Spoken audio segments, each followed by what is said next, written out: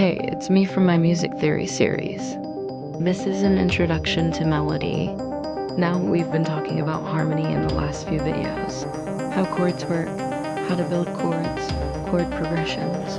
We're going to take a step back and look at melody. Now, melody is basically a series of notes that we perceive as a unit. So when you hear a song on the radio or somewhere, what do you hum or whistle?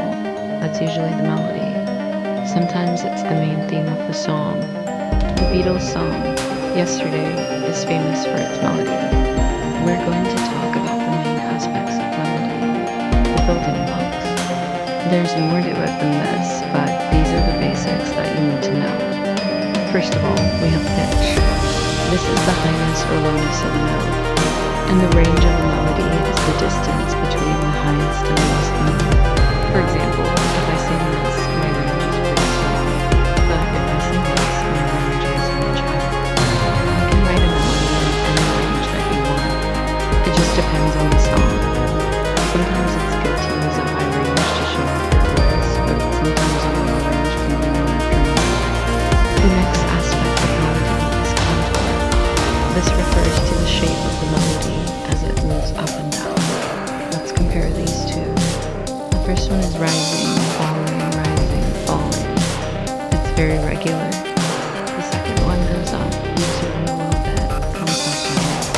It's irregular. Which one is better? Well, it depends on the style of the song and the composer's intention. Sometimes you want something regular and predictable. Other times you want something more exciting and surprising. Another important aspect of melody is phrase. Now we're used to spoken phrases. I could say, the quick brown fox jumps over the lazy dog, but it's much easier to say, the quick brown fox jumps over the lazy dog. We naturally progress between certain things in the text. Music works the same way. We listen to music in phrases. A short melodic phrase is like a mini song. Think about the melody of Mary Had a Little Lamb. That's one phrase. Here's another. And then it repeats.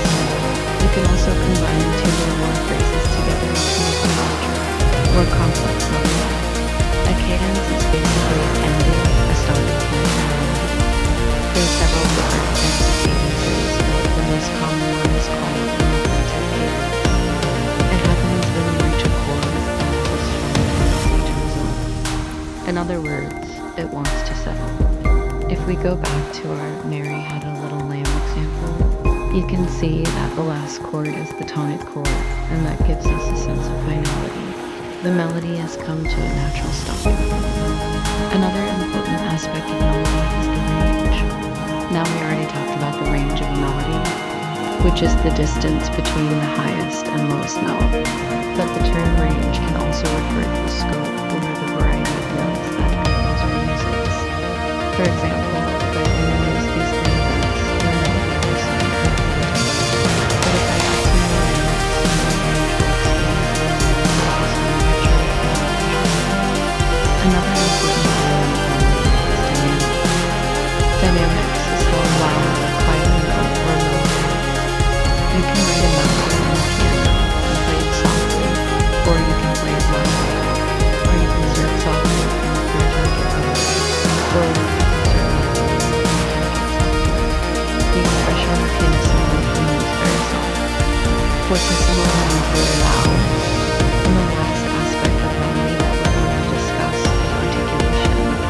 This is how we begin and end. We can play a note on the piano and hold it, or we can play it short and detached. On a guitar, you can strum a chord with a pick. You can pluck the strings individually. There are many different ways to articulate a melody. These are the basic elements of melody. If you understand them, you'll be well on your way to writing great melodies. Later on, we'll talk about how to write a simple tune. We'll learn how to use the building blocks of melody to create something unique and memorable. If you'd like to learn more about music theory, check out the full course on our website. There's a link in the description below. The entire course is interactive. As you study each lesson, you'll be able to test your knowledge with quizzes and exercises. We really hope that you enjoy it. Thanks for watching.